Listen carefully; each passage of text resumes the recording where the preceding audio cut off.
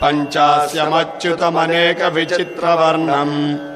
वक्त्रम् शशाङ्कशिखिलम् कपिराजवर्यम् पीताम्बरादिमुकुटैरुपशोभिताङ्गम् पिङ्गाक्षमाद्यमनिशम् मनसा स्मरामि मर्कटेशम् महोत्साहम् सर्वशत्रुहरम् परम् शत्रुम् संहर माम् रक्ष श्रीमन्नापदमुत्तर ॐ हरिमर्कटमर्कटमन्त्रमिदम् परिलिख्यति लिख्यति वामतले यति नश्यति नश्यति शत्रुकुलम्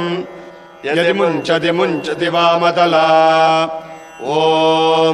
हरिमर्कटाय स्वाहा ॐ नमो भगवते पञ्चवदनाय पूर्वकोपमुखाय सकलशत्रुसंहारणाय स्वाहा।